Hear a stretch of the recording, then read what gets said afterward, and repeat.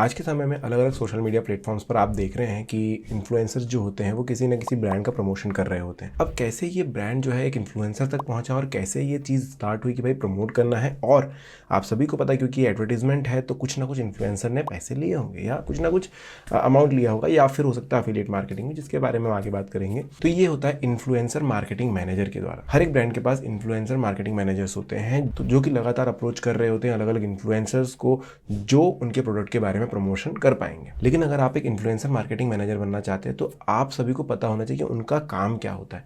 आज के वीडियो में हम ऐसे कुछ काम उनके डिस्कस करेंगे और उनकी स्किल्स के बारे में भी जानेंगे। तो सीधा काम की बात पर आते हैं कि भाई इन्फ्लुएंसर मार्केटिंग मैनेजर करते क्या है। सबसे पहली चीज कि वो अपनी ऑडियंस को पहचानते हैं। देखिए, अगर आप सोशल मीडिया पर जाते हैं, यूट्यूब चलाते हैं, इंस्टाग्राम चलाते हैं, फेसबुक चलाते हैं, ट्विटर चलाते हैं, जो भी कुछ आप चलाते हैं, आप सभी को पता है कि हर एक रील को देखने वाला इंसान अलग होता है। इनकी आप कैटेगरी बना सकते हैं कि भाई बहुत सारे लोग जो एंटरटेनमेंट पर्पज से ही सोशल मीडिया इस्तेमाल करते हैं, बहुत सारे लोग एजुकेशनल पर्पज से इस्तेमाल करते हैं कि जिनकी न्यूज़ फीड भरी होती है एजुकेशनल कंटेंट से।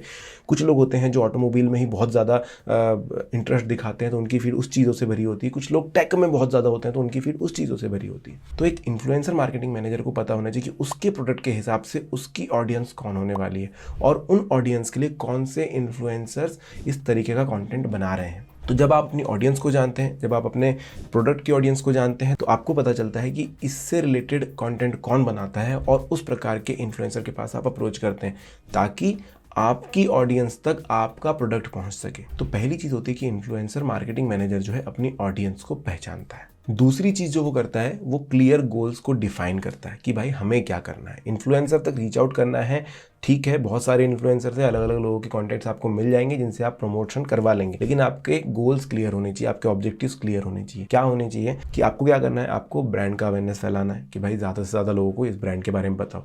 हाँ, ऐसा नहीं है कि आपने एक नीश पकड़ लिया कि भाई हमारा ब्रांड इस चीज़ का है, इसको इस इन्फ्लुएंसर को दूंगा तो इसी की ऑडियंस बस देखेगी और कोई नहीं देख पाएगा।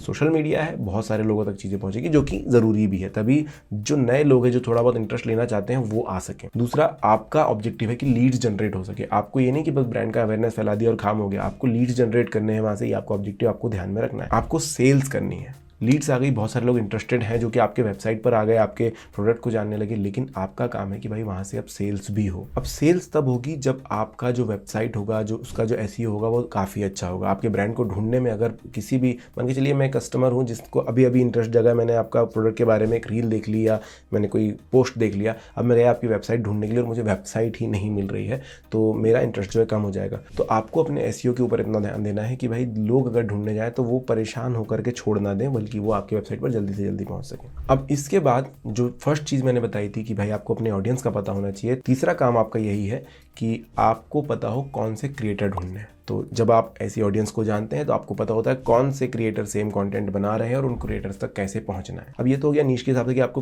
पता चल गया क्रिएटर्स कौन कौन से, लेकिन उसमें आपको ढूंढना पड़ेगा, आपको कैटेगराइज करना पड़ेगा कि किस क्रिएटर तक हम कितने ज़्यादा मनोबल से जाएंगे।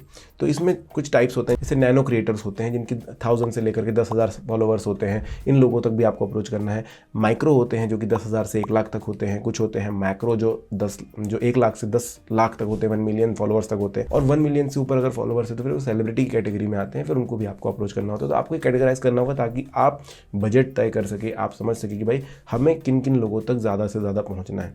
अगर आप एक सेलिब्रिटी पकड़ लेते हैं तो बहुत ज़्यादा लोगों तक आपकी अप्रोच हो जाएगी। अगर आप एक नैनो क्रिएटर पकड़ते हैं तो आपको पता है कि भाई समय के साथ जो है धीरे धीरे चीज़ें होने वाली है। अब इसमें अलग अलग प्रकार की थेरीज आ सकती है, जैसे कि मैं एक मार्केटिंग मैनेजर हूँ तो मैं क्या करूँगा, एक मैंने सेलिब्रिटी पकड़ लिया, अब उसकी रीच है, उसका 10 लाख से ज़्यादा फॉलोवर्स हैं, रील भी अच्छी चल जाने वाली है, लेकिन मैं एक ही कंटेंट सामने रख पाऊंगा क्योंकि मेरा बजट वो तय करेगा कि सेलिब्रिटी को बहुत ज़्यादा पैसे देने होंगे, एक ही प्रकार का रील में पहुंचा सकूंगा।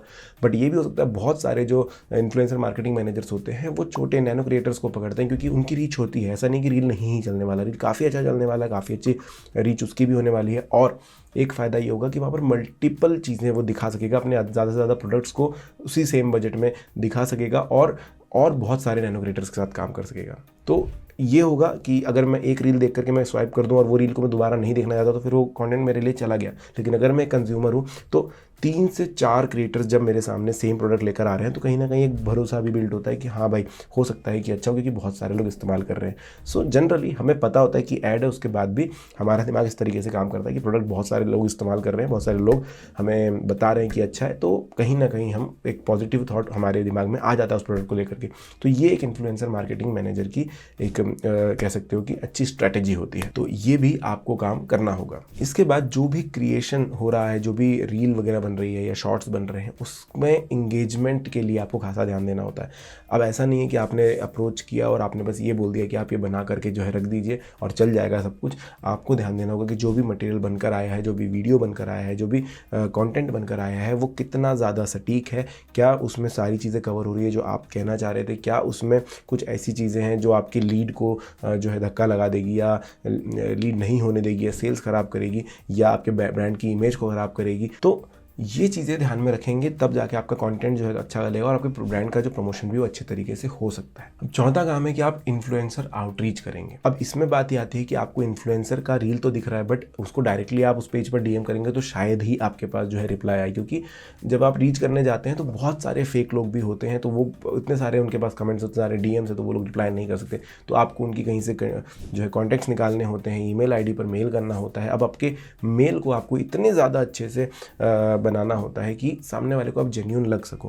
पहली बात है, आपका मेल आईडी वैसा होना चाहिए कि वो स्पैम में नहीं जा रहा है, वो किसी प्रकार का फेक नहीं लग रहा है, और उसके बाद आपके मेल में भी वो चीज़ें अच्छे तरीके से लिखी होनी चाहिए कि आप क्या करना चाहते हैं, आपके ऑब्जेक्टिव आपको पता होनी चाहिए कि आप इस इन्फ्लुएंसर से, इस पर्टिकुलर इन्फ्लुएंसर से रील बनवा रहे हैं या कंटेंट बनवा रहे हैं, तो आपका उसके पीछे लुकआउट क्या है, आप क्या चाहते हैं इस रील से।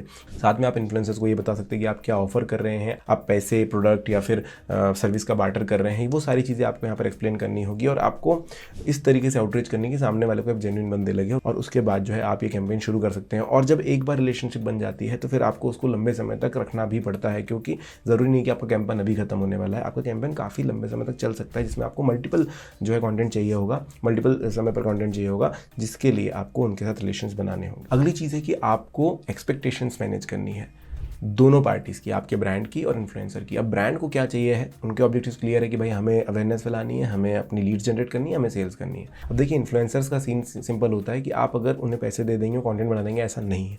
उनका सिंपल चीज़ होता है कि भाई कंटेंट जो भी मैं बनाऊंगा उसमें ये चीज़ें आपकी लूँगा, लेकिन कंटेंट चलना चाहिए, उसके लिए वो काम कर रहे हैं। वो ये नहीं कर सकते कि मेरी पिछली रील जो थी 10 मिलियन तक चली गई थी और ये रील में मैं 2000 का व्यू आएगा, रील फिर से 10 मिलियन चली जाएगी। तो ये जो प्रमोशन है वो भी खुद भी चाहते हैं कि अच्छा चले, तो आपको उस तरीके से उनके एक्सपेक्टेशन में काम करना होगा। उनकी भी बातें सुननी है कि भाई हाँ, वो क्या कह रहे हैं, उनकी भी बातें समझनी है, किस तरीके से इंटीग्रेट किया जा सकता है प्रोडक्ट को, या फिर किस तरीके से अगर पूरा वीडियो उस प्रोडक्ट के बारे में, तो किस तरीके से कितना क्रिएटिव जा सकते हैं ताकि दोनों के एक्सपेक्टेशंस जो है वो मीट हो सके।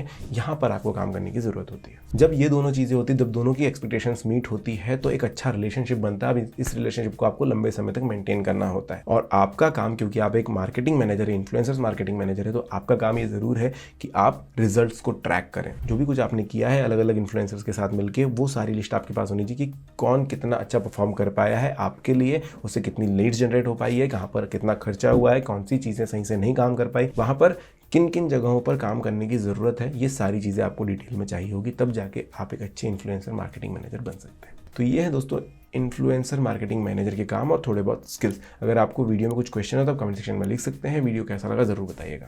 Thank you.